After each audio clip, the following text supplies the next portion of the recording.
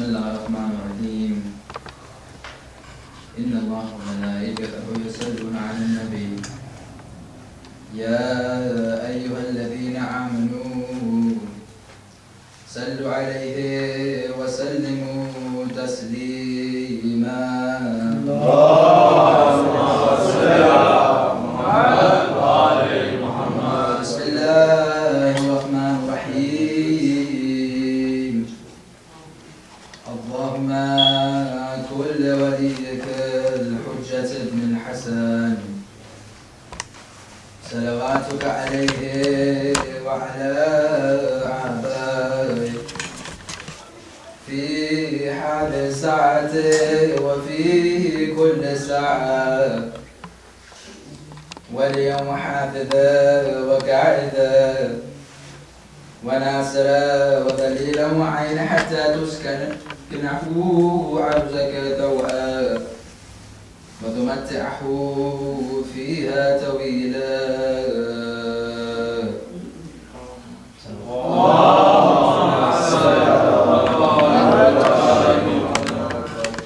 Respected brothers and sisters, Assalamu alaikum wa rahmatullahi wa barakatuh. When this ummah took the Khilafat away from Amir al-Mu'mineen, there were only a handful of companions, loyal and obedient companions that Amir al-Mu'mineen had. And one of these companions and a friend was Salman the Persian, Salman al-Farsi, or you can call him Salman al-Muhammadi. And this Salman, his loyalty not only to Amir al-Mu'mineen but Rasulullah as well, has gotten him to be ranked as one of the highest of the companions and is regarded as one of the most inspiring figures in the religion of Islam. Therefore, it's very important for us, the followers of the Ahlul Bayt, to look at another life, another follower, and another lover of Amir al-Mu'mineen. So we can derive a lot of examples out of his life and we can adopt them into our own life. And so Salman, before he converted to the religion of Islam, his name was Salman, it was Rizvi. And this Rizvi, he was born into a very wealthy family. His father was a very rich landowner and a very powerful political figure in Persia. And so his father, he got him a job in a small temple. The Persians at that time, they used to call the religion of Zoroastrianism, meaning they used to worship fire. And so this Salman, he was 16 years of age when his father said, listen, I'm going to put you in a temple. And so he became the priest at a temple at the age of 16. So every morning Salman would go and he would open the gates of the temple and he would assign the crew duties and he would light the temple with fire. And lighting the temple with fire is one of the most honorable and the most respectful of positions you can have. Meaning, it's like leading a prayer in a masjid for the followers of Zoroastrianism. And so every morning Salman would go there and he's 16 years of age. But at the same time, Salman not only lit the temple with fire, he would also study the religion. And so he would debate with the higher priests and he would ask them complex questions because Salman, he was a very intelligent man. He was very wise. He would question everything. He would assimilate knowledge. And so he was looking for the higher truth, the ultimate truth. And so he had this thirst where he would ask the priests so many questions and he would debate them. But the answers he was getting in return, they weren't sufficient enough for his thirst. So after 3 years, Salman, he decides to wonder if there's another religion besides Zoroastrianism. Because Zoroastrianism wasn't helping him out. He wanted something more complex, something more challenging. So one day his father, what he does, his father comes up to him and he says, listen, I have these lands that I need you to go and check them out. So he said, okay, father, I'll go.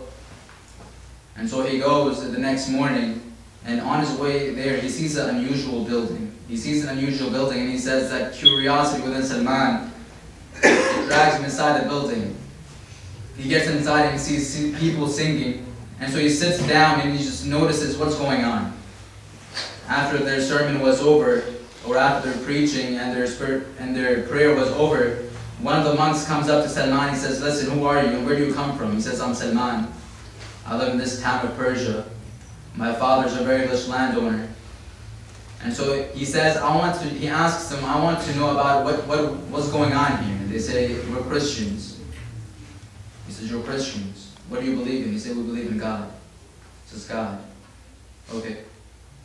What else? He said, we believe in salvation and damnation. And so Salman kept asking them questions, and over time, Salman got so interested that he spent the whole day there. And so he told them a little about himself. He said, well, I'm a follower of Zoroastrianism. I worship fire. They told him, you worship fire? He said, yeah. He said, then he asked him, what are your views on Zoroastrianism? He said, well, we believe in God. Fire is man-made. And then we put out the fire and it turns into ashes. Salman, that's basically Salman's overview of Zoroastrianism. It's destroyed, it's obliterated in just a couple of seconds. So Salman's sitting there shocked. He's like, what's going on? So Salman, he keeps asking them questions, he says, and then he spends a whole day there, and at the end he converts to the religion of Christianity. Because he thought he found something that he didn't find in Zoroastrianism. So that following day, Salman was the only son of his father. So his father cherished him a lot, right? So every single time Salman would go out, he would send slaves to look after him. So he didn't come home for a while, so his father was very worried. He had his slaves looking around town, where is Salman? So when Salman got home that day, he asked his son, where were you, Salman? He said, I met these new people, they were Christians. He said, you met the Christians, okay. He said, and he told them how he converted to the religion of Christianity. He converted to the religion of Christianity. So,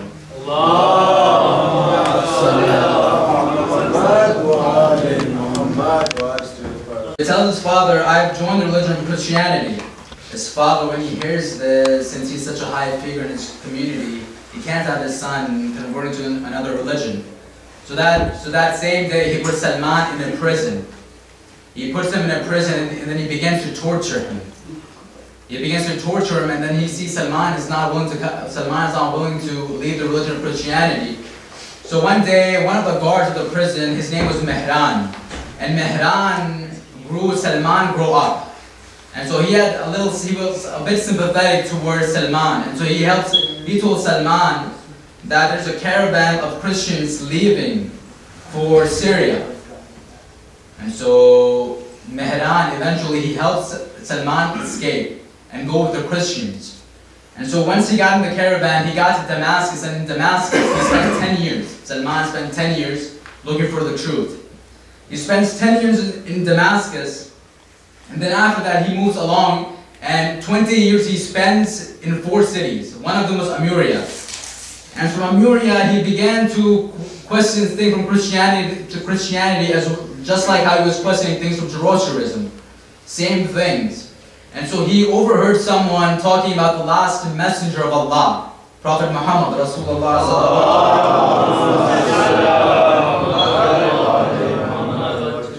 And so when he heard this, he was looking for the ultimate truth, the right guide, the right path, the right religion.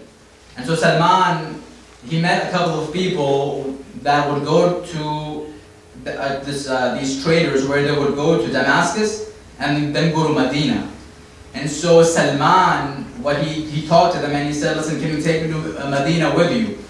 And they said, he said, I'll give you all of my expenses. Whatever I have, I will give it to you. He had very little, he didn't have much money, so he gave away all his money so he can be with these people. And they would take him to Medina in search of Rasulullah. Now, if you just listen, he didn't have much money. Salman, for the right path, he gives away everything, every worldly desire, money, everything he had, he gave away to find the right path. And so eventually, when he was traveling with these people, he got traded off.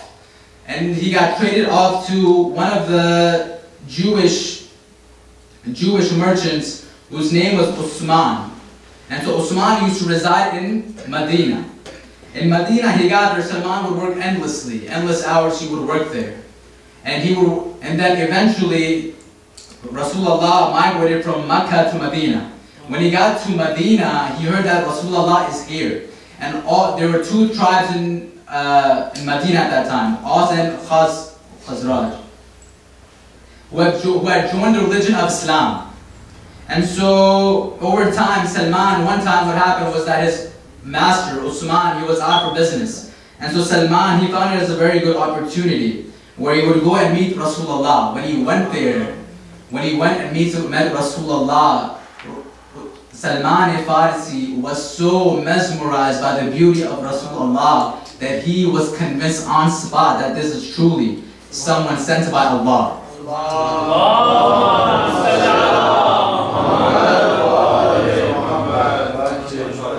And so eventually Salman explains to Rasulullah what happened. Let me remind you, Salman spent 30 years, 10 years in Damascus, 20 years in 4 cities, one of them was Amuria, searching for the right path. 30 years. He started his journey when he was 19, 30 plus 9 is 39. For more than 1/4 of the century, he was looking for the right path. Right path. And so when he met Rasulullah, he joined the religion of Islam, and he asked him of all these things. And when Salman joined the religion of Islam, he had, you know, the battle of Trench, when they built the trench around the city, it was Salman's idea. He contributed, and Salman was among the first ones to translate the Quran into another language. And Salman and Rasulullah became so close, and Amir al-Mu'mineen so close, that Rasulullah, he said that Salman is a part of my Ahlul Bayt, he's a part of my family. And so you can derive so many things out of his life, because if you think about it, when Salman, he was a Christian when he heard about Rasulullah. He heard about the last messenger of Allah. In the same manner, we know about the last Imam. We should take Salman as a role model and use him and use the journey he went through and adopt his examples that he set into our life. And we should wait and we should try to become better of Muslims, because this Imam,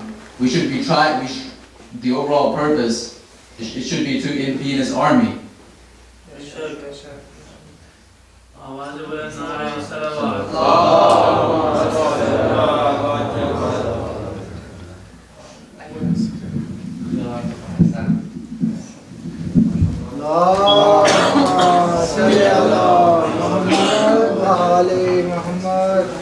आगे आगे आगे काफी जगह आगे